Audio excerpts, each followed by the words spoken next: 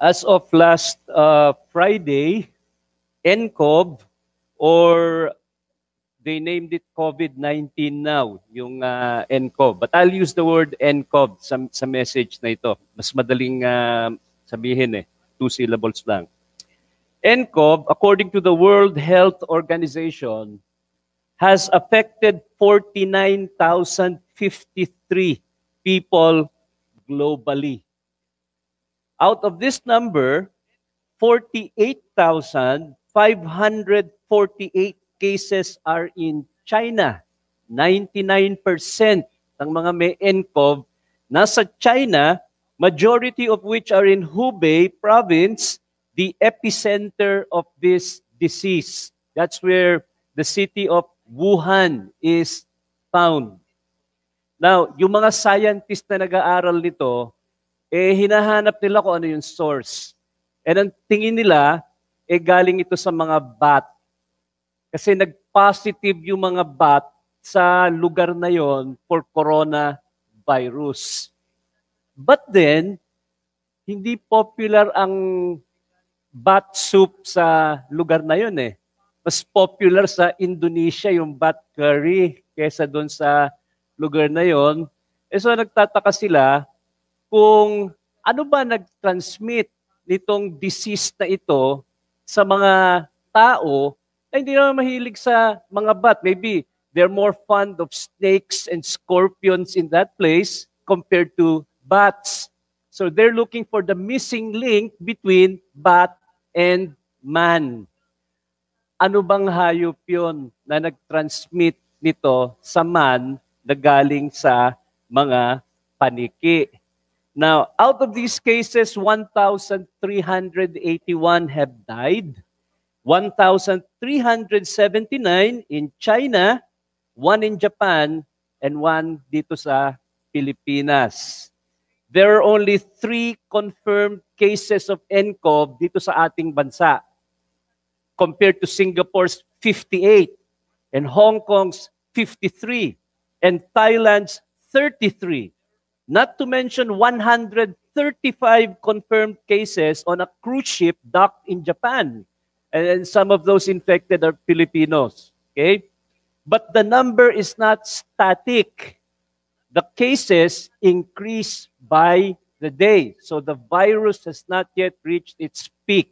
Somehow it will, and it will taper down, but not yet. Now, in light of this alarming situation, which threatens our very own well-being, what should be our response as believers to this challenge which faces us as a nation and as individuals? Sapat na ba na maghugas tayo ng kamay at magsuot tayo ng mask, na wala nang mabili ngayon, at pagkatapos makinig tayo sa balita? Or as believers, is there something more to know and something more to do and more to be reminded of? Alam niyo mga kapatid, kung sinabi sa Romans 11:36, for from Him and through Him and to Him are all things, to God be the glory, then somehow God has a connection with NCOV. Kasi sabi, from Him and through Him and to Him are all things. Then God has something to do with NCOV. There's a connection between God and NCOV. So the first question that we ask this morning is, does God have anything to do at all with NCOV? But before we answer that first question, mag-pray muna tayo at hilingin natin ang tulong ng Diyos. Lord, salamat po sa opportunity na ito na pwede kaming mag-meditate sa inyong salita at as it applies to our environment, to our present day situation. Alam namin na there is no disconnect between where we are and who you are as the creator, sustainer, and the God of all things. Kaya hinihiling namin, Panginoon, samahan niyo kami, naway maging profitable ang time namin ngayong umaga. Ito'y amin dalangin sa pangalan ni Jesus. Amen. So, does God have anything to do with NCOV? Let me give you two unchangeable truths na galing sa salita ng Diyos. Okay? The first truth is, God is sovereign over disease and its spread. God is sovereign over disease and its spread. And the second truth is, God is sovereign over the state of our own personal well-being. Okay? First of all, God is sovereign over disease and its spread. Napakalinaw po sa salita ng Diyos. Psalm 103 and verse 19. Nakalagay doon, the Lord has established His throne in the heavens. And how wide is the scope of His throne? How wide is the expanse of His being king? What's the next line? The Lord has established His throne in the heavens, and His sovereignty rules over all. It's not a limited rule. His rule has everything under it. Okay? The scope is all things. No exception. No exempt. So God is different from the rulers of this world, whose territories and rule are limited to their own lands. Iba yung Diyos. Yung trono niya nasa langit at yung sovereignty niya, it rules over everything. It rules over all. No exception. Sabi sa Psalm 119 and verse 1, all things are His servants. All things. Nothing exempt. Anything in this world, God can use as His servant to fulfill His will. Pwede niyang utusan ng bagyo, kung saan pupunta. Pwede niyang utusan ng kidlat. Pwede niyang utusan ang virus. Pwede niyang utusan ang bakterya. Alagay doon all things are His servants. God is sovereign over all. That's a glaring, an obvious, that's a blatant truth in the scriptures. God is sovereign over all. He is sovereign over big things. Sabi sa Psalm 46 and verse 9, He makes wars to cease to the end of the earth. Pag ang dalawang bansa nagdidigmaan at sinabi niyang, stop, the war stop. Hindi kaya ni Kibulo yan. Stop siya ng stop, tuloy pa rin. Hindi niya kayang stop yung lindol. Hindi niya kayang stop yung NCOV. But when God says stop, in fact, we saw that 2 weeks ago. When Jesus says, be still, then the storm vanishes and the sea is calm. So only God can say stop and the thing stops. Okay? He makes wars to cease to the end of the earth. That's a great thing. Proverbs 21:1, the king's heart is in the hands of the Lord.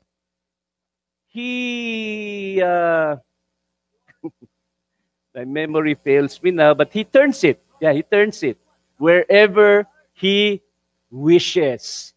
When we talk about kings today, parang wala masyadong kapangyarihan na nandyan lang sa kanyang palasyo, ang nagpapatakbo ng gobyerno, prime minister o presidente. Not in King Solomon's day.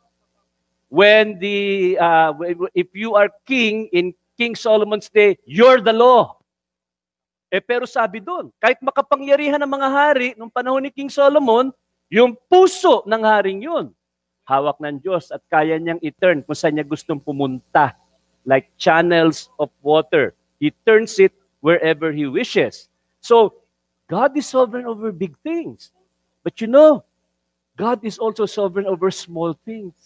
Sa management theory, pag boss ka, hindi ka effective manager kung magma-micromanage ka.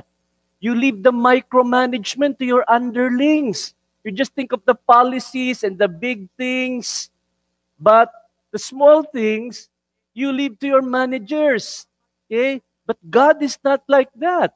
He is sovereign over all. The big things, wars, kings, also the small things. Proverbs 16:33, the lot is cast into the lap, but its every decision is from the Lord. Lord, do you even still care for what the dice will show? Kung sino man nanalo kung magbunutan, yan sabi sa Proverbs 16:33. Yung ganong kaliit na bagay na napaka-insignificant, inconsequential, trivial, God decides what the dice will show. God decides who wins the lottery.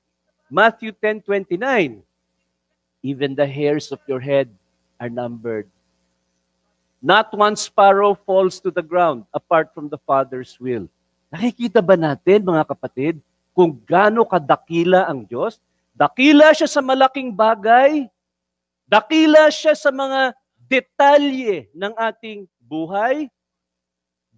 Soberano siya sa mabuting bagay. Sa mabuting bagay, soberano din siya sa masamang bagay. God is sovereign over good things.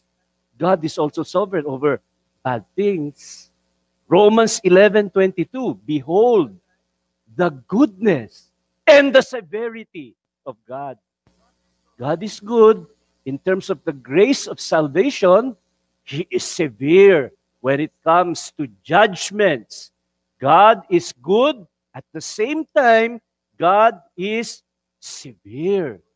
Genesis 50:20, sabi ni Joseph, King Joseph, not King Joseph, but the assistant of Pharaoh, you meant it for evil, God meant it for good. God overruled the evil of the brothers of Joseph and turned it into good. He is sovereign even over that evil act. No? He overruled that evil act for a good thing, for a good purpose. Let's look at Isaiah 45 and verse 7. Isaiah 45:7. The one forming, verse 6, that men may know from the rising to the setting of the sun that there is no one besides me. I am the Lord. There's no other. The one forming light and creating darkness. Notice the next line. Causing well-being and creating calamity.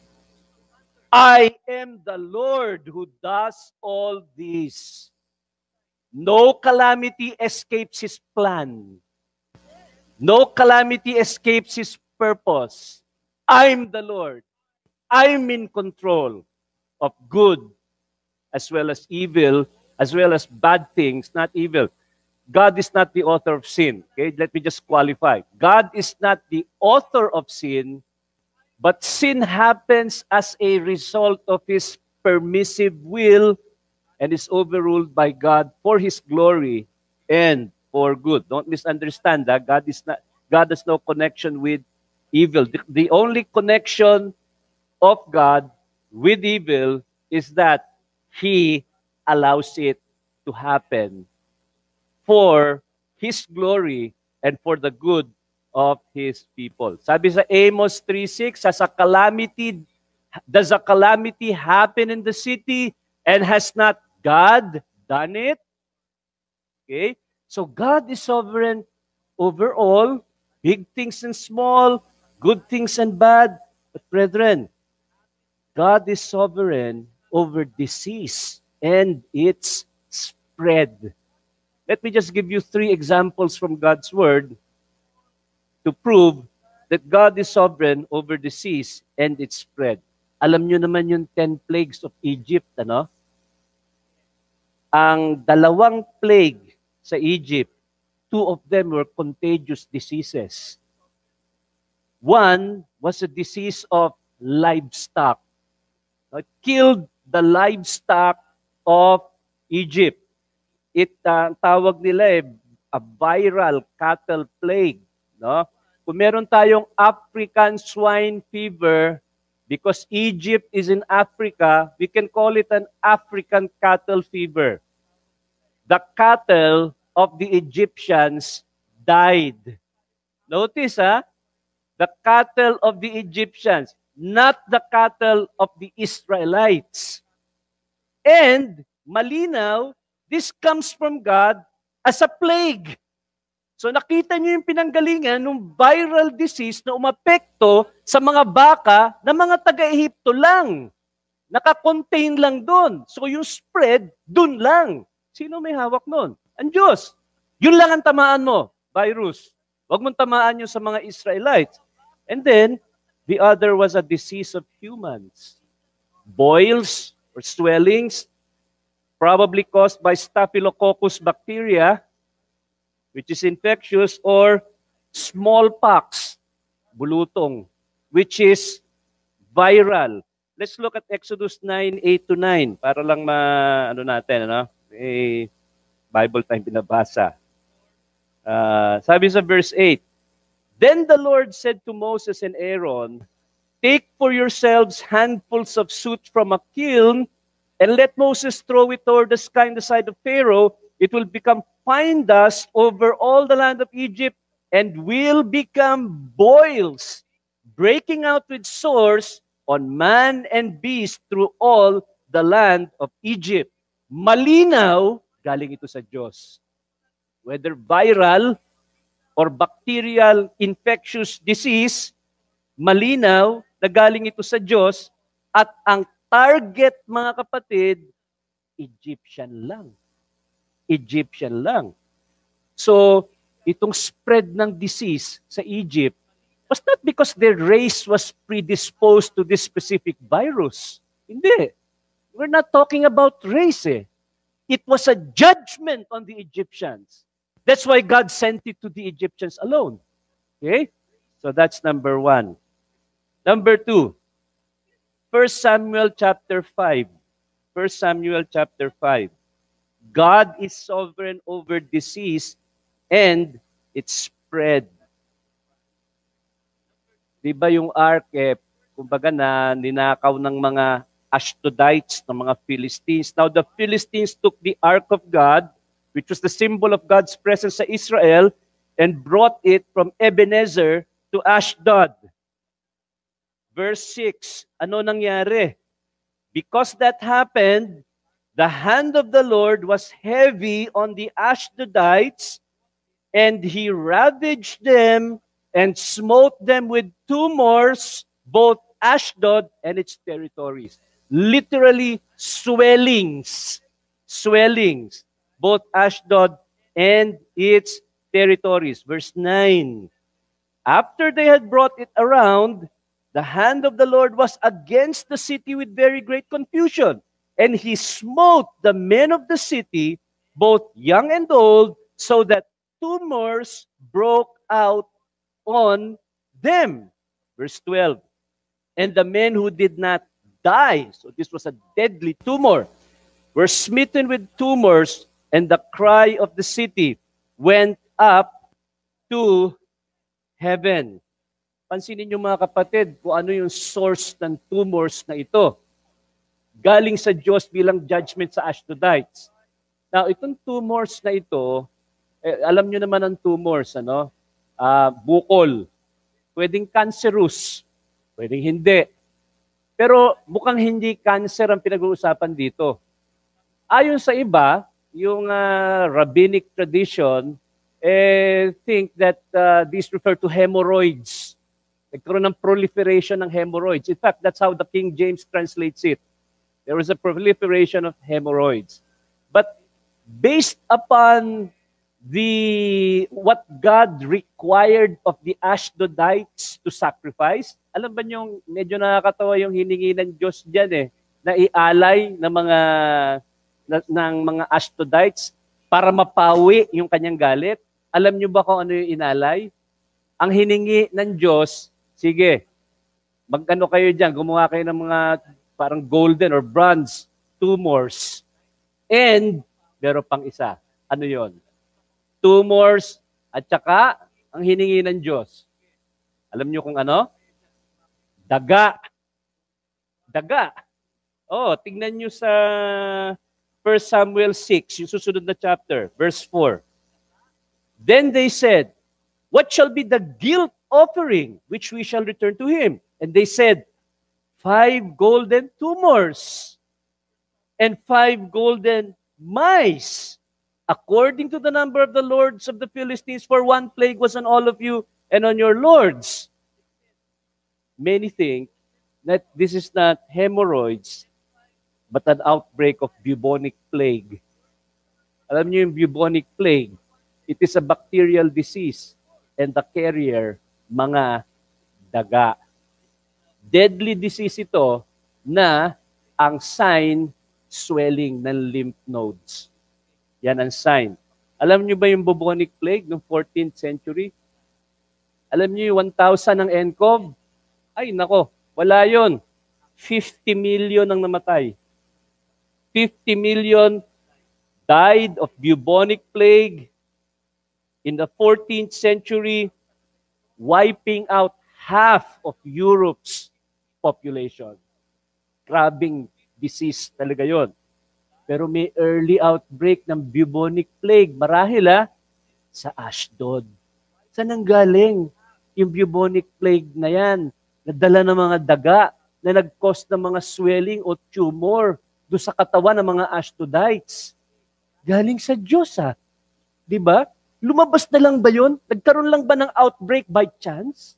Was the bubonic plague just an accident na nangyari? Maybe because they have bad sanitation or bad hygiene? No, it was a judgment sent from the Lord. Itong bubonic plague na ito, nadala ng mga daga dun sa mga taga-Ashdodites, taga-Ashdod. Okay, that's number 2. And number 3, 2 Samuel 24. 2 Samuel 24.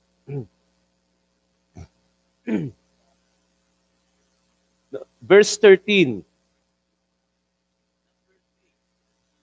So God came to David and told him. Alam niyo kasi sa 2 Samuel, sa sad ending to Samuel Kasi gumawa ng census si David, di nagustuhan ng Diyos. Maybe the motive was pride. So malaman ni David kung gaano sila kalakas. Hindi nagustuhan ng Diyos yon, yung paggawa ni David ng census.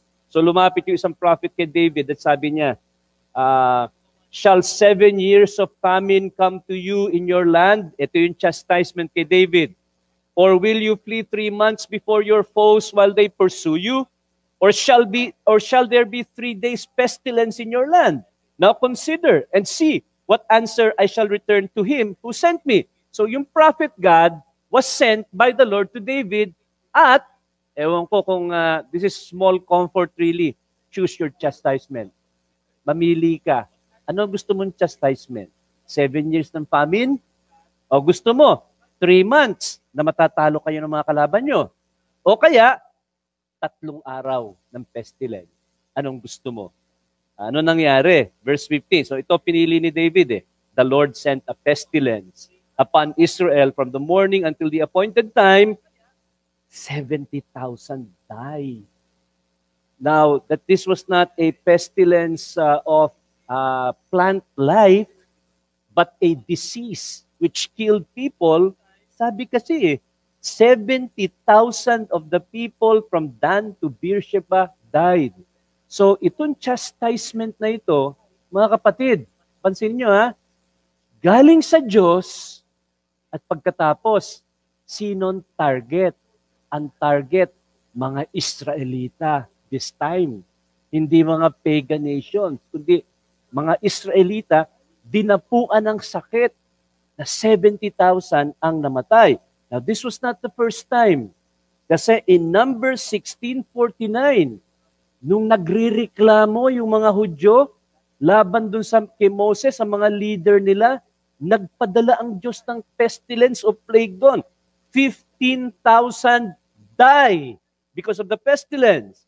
In Numbers 25 and verse 9, when Israel intermingled with the pagan nations around them, nagpadala ulit ang Diyos ng sakit. At ang namatay, ayon sa 1 Corinthians 10:8, 24,000 ang namatay. So mga kapatid, Nakikita ba natin ang larawan? Ang disease ba dumarating na lang?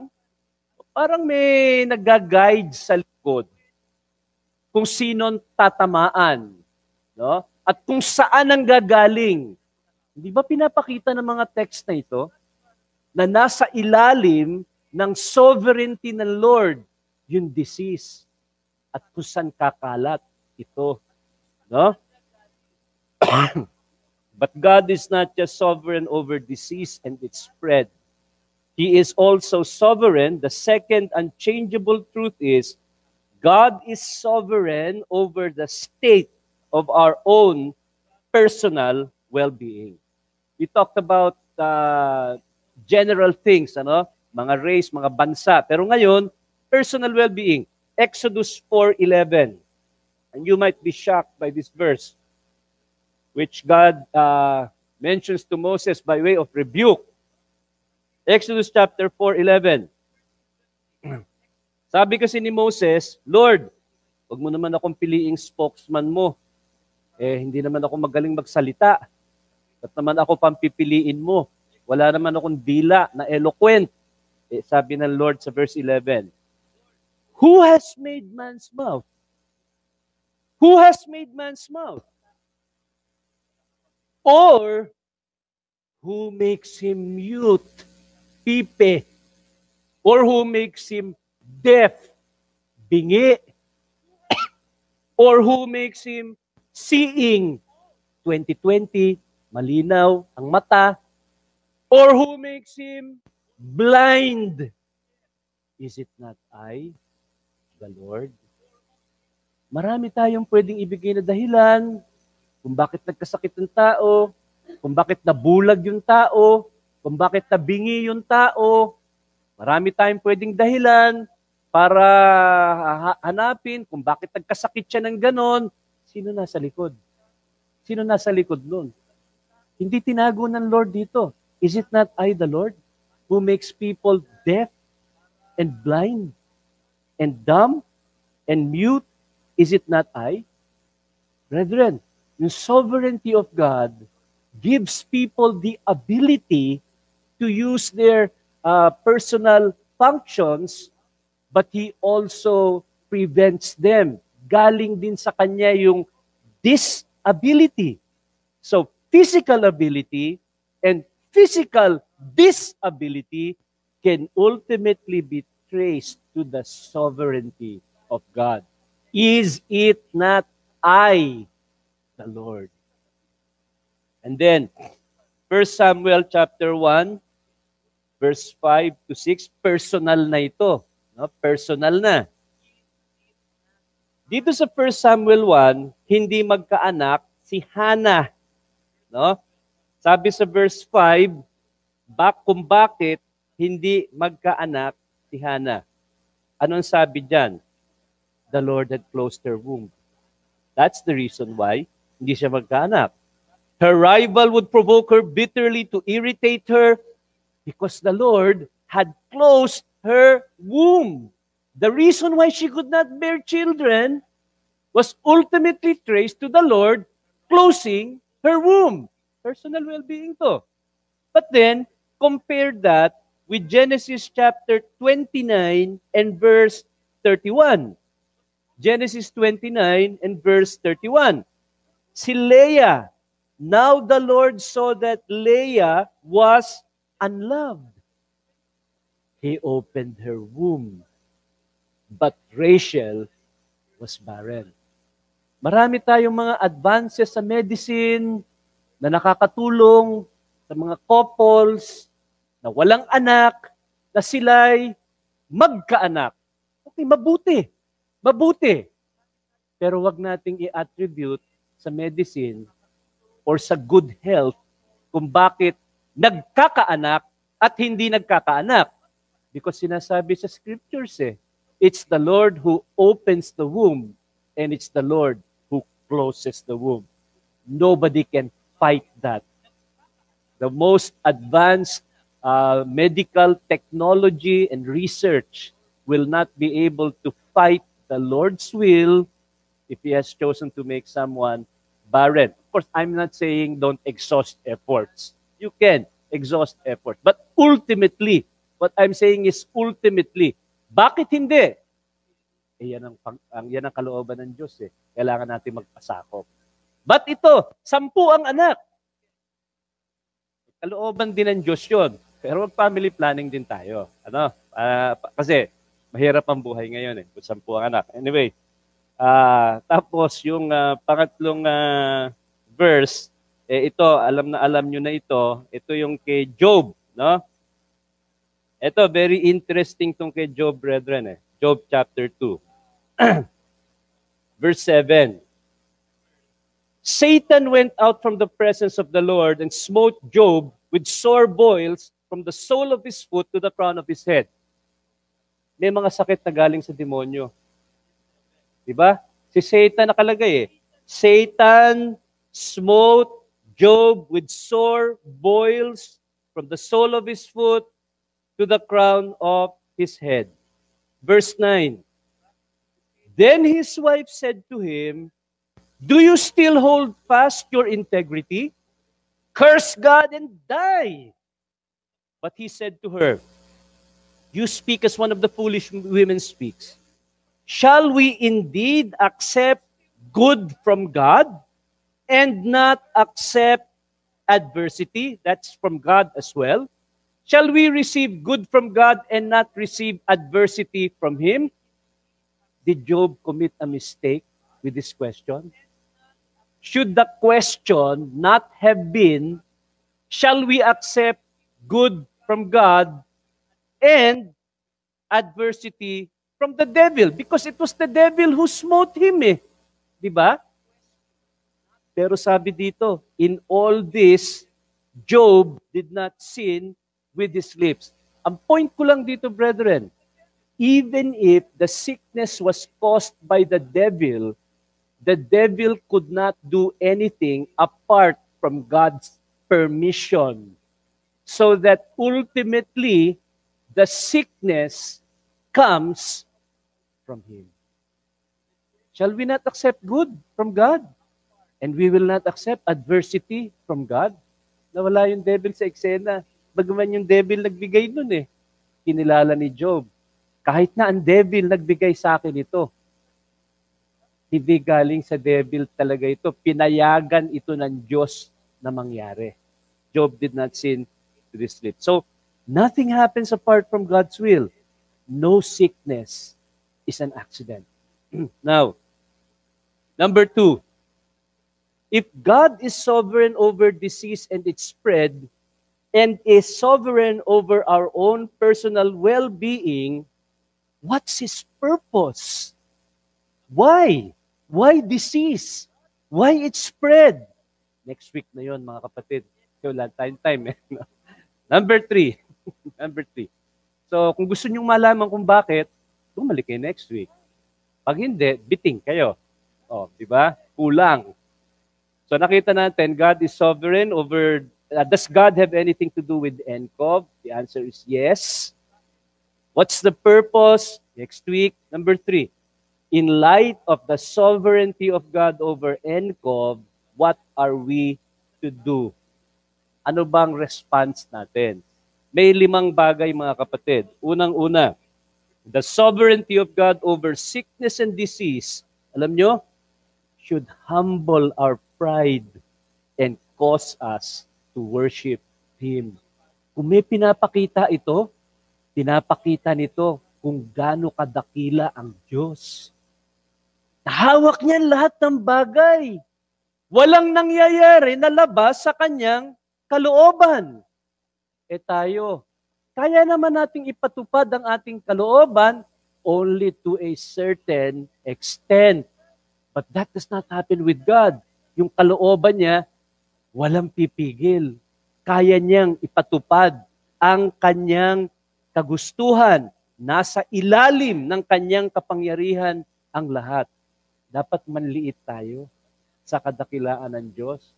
Walang lugar ang kayabangan ng tao.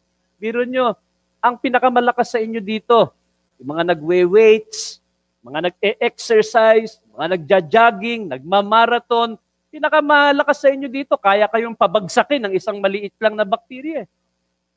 Tapos hihina-hina kayo, nakahiga kayo sa inyong kama. Anong tumama sa inyo? Nakita nyo? May sumuntok ba sa inyo? Wala. Maliit na bakterya lang yun eh. Nasinghot nyo kasi ubo ng ubo yung katabi nyo sa jeep. Tinrangkaso kayo. Nagkasakit kayo. Wala tayong kapangyarihan. Wala tayong ikukumpara kung kumpara sa Diyos. No? Now, sabi sa 1689, chapter 2, paragraph 2, pagdating sa sovereignty, sabi nun, God is the fountain of all being, of whom, through whom, and to whom are all things, and He hath most sovereign dominion over all creatures, to do by them, or upon them, whatsoever Himself pleaseth. So this is the response. To Him is due from angels and men, whatsoever worship, service, or obedience as creatures they owe unto the Creator, and whatever He is further pleased to require them. So, what's the response from us? Small, tiny creatures compared to the greatness of God's sovereignty. Worship, mga kapatid. Dapat lalo nating i-worship ang Diyos at ibagsak ang ating pride. That's the first practical thing to do. Secondly, the sovereignty of God over sickness and disease does not negate personal responsibility to take care of our bodies and to pray to God for healing and good health. It does not negate. We are not absolved from the responsibility of taking care of our bodies dahil soberano ang Diyos. Hindi natin pwede sabihin, soberano naman ang Diyos. Bahala na ang Diyos sa akin. Hindi na ako mag-iingat. Hawak naman ng Diyos eh. Ako'y may pananampalataya sa Diyos. Narinig nyo na ba yung kasabihan sa mga Reformed Circle? Believe in the sovereignty of God and lock your doors. In this case, believe in the sovereignty of God, yes, and wash your hands. Wash your hands. Yan ang payo sa atin eh. Maghugas ng kamay. O kaya, magsuot ng mask. Meron tayong responsibilidad mga kapatid. Ang Diyos, bagaman soberano, He normally works with means. And the means that He uses to keep us from sickness and disease is that we take care of our bodies. And pagdating sa NCOV, sabi sa atin, maghugas ng kamay, maghugas kayo ng kamay. Ang sabi, magsuot ng mask, kung may sakit kayo, kung may katabi kayo may sakit, o di magsuot tayo ng mask. Sundin natin yung mga payo. Maraming binigay na guideline yung WHO at World Health Organization yung WHO. Okay? And may mga binigay din akong guidelines last Sunday sa congregational meeting. Pero alam nyo na yan kung paano mag-ingat. Ngayon, gusto ko lang sabihin mga kapatid, bakit nyo dapat pag-ingatan ang inyong katawan? Hindi lang para hindi kayo magkasakit ng NCOV or trangkaso. May tatlo kong dahilan. Number one, your physical health affects your spiritual health. Alam niyo ba nangyari kay Elijah? He got depressed. He had a great spiritual victory over the prophets of Baal. But then after that, he got depressed. Sabi niya, pagod na ako. Ayoko na, Panginoon. Medyo naging parang suicidal na eh. Si Elijah. Anong binigay na gamot ng Diyos dito sa taong itong pagod na, depressed, suicidal? Anong binigay na gamot ng Diyos? Nagpadala ba siya ng anghel para kausapin si Elijah? Elijah, huwag ka masiraan ng loob. Tao lang yun. Manampalataya ka lang. Magtiwala ka lang sa Diyos. Hindi yun ang sabi ng angel hindi nga angel yata ang kundi evil lang eh. Elijah, kumain ka muna. Gutom ka lang. Kaya sinasabi mo yan. Gutom ka lang eh. Ano yung gutom? Physical well-being yun eh. So apektado yung spiritual health mo ng physical health mo. There's an intimate interrelationship of soul and body. Proverbs 15:30, Proverbs 17:22. So that's the first reason. The second reason why you have to take care of your bodies is that, mga kapatid, meron ba sa inyo na pag may balita ka na may dadalaw sa bahay nyo, linis kayo ng linis ng bahay nyo? Kahit na nga walang dadalaw, may mga alam ko na OC, talagang kailangan, walang alikabok dyan, itong silya, nandyan talaga, OC sila. Gusto nila laging malinis ang kanilang tahanan. Mga kapatid, yung second reason, your body is a temple of the Holy Spirit. Is it livable? Livable? Di ba tayo mahihiya sa Holy Spirit kung hindi magandang alaga ng ating katawan na inako niya yon na bahay niya, yung katawan ninyo? Di ba tayo mahihiya kung hindi natin inaalagaan? No? Yan bang temple of the Holy Spirit? Kung tingnan nyo ang sarili nyo sa isang salamin, yung katawan nyo, yan ba ang temple ng Holy Spirit? Sabi sa 1 Corinthians 6:19 yun eh. At pangatlo, mga kapatid, bakit natin dapat pangalagaan ang ating katawan? Because your body is what you use to serve God. Hindi naman kayo mga spirito. Ginagamit natin yung ating katawan.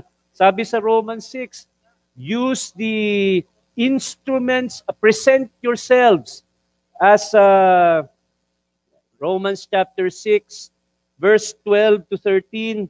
Sabi doon, do not let sin reign in your mortal body so that you obey its lusts.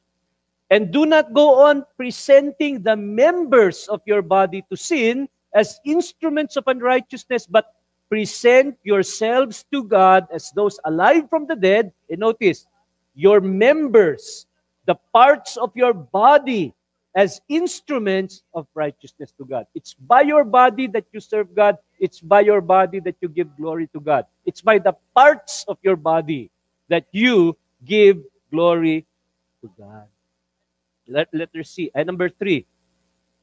The sovereignty of God over sickness and disease should cause us to place our trust in Him in the hour of illness. Kung loobin ng Diyos, kanyang permissive will na magkasakit tayo. Nagkakasakit tayo. Wala pa rito taong hindi nagkasakit eh.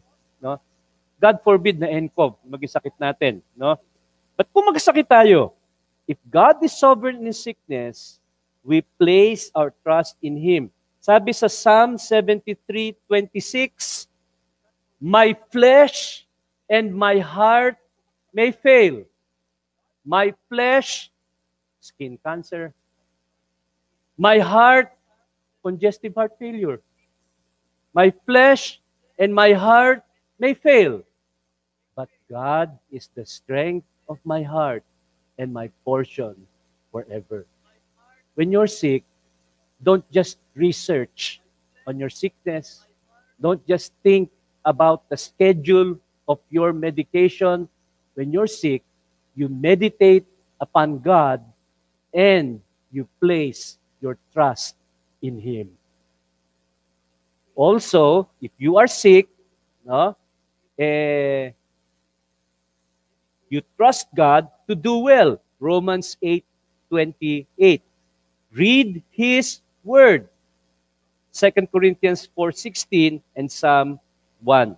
Number 4, the sovereignty of God over sickness and disease does not negate the necessity of prayer for healing and good health.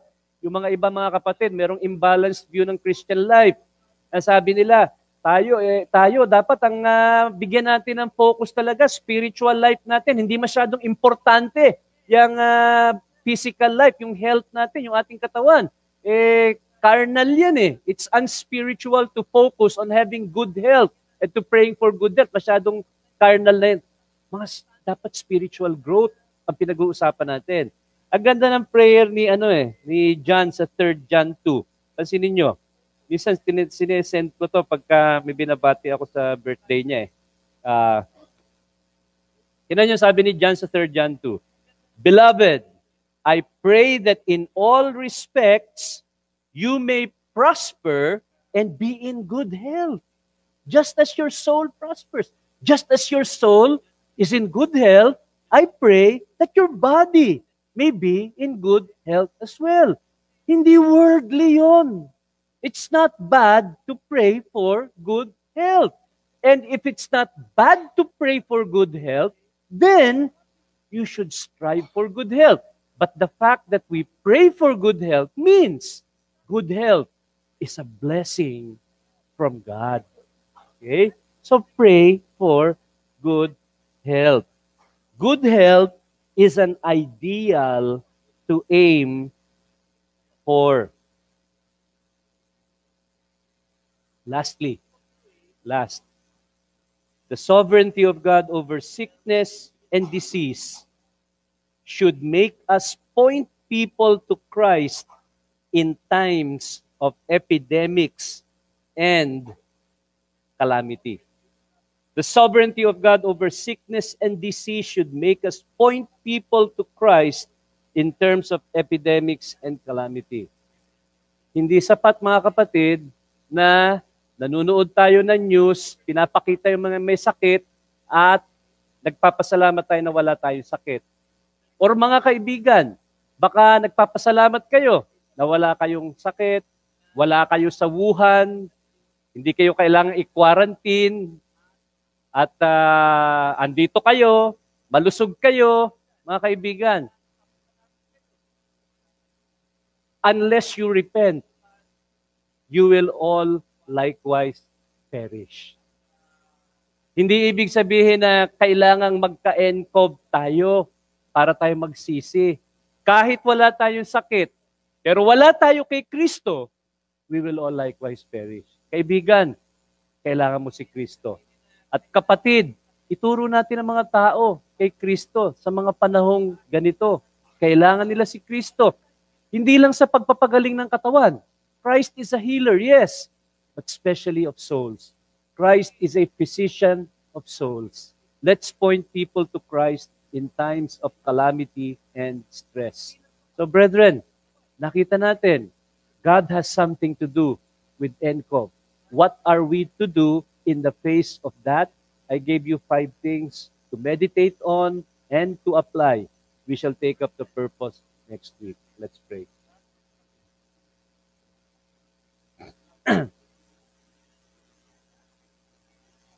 Lord, tunay na kamangha-mangha ang inyong pagkasoberano na kami yumuyuko at sumasamba sa inyo at dinadakila namin ang inyong pangalan. Walang mga bagay na ligtas sa inyong kalooban at sa inyong layunin. Tulungan niyo po kaming mag-respond ng tama sa mga narinig naming mga practical lessons na may makita sa amin itong mga bagay na ito. So, amin dalangin sa pangalan ni Jesus. Amen.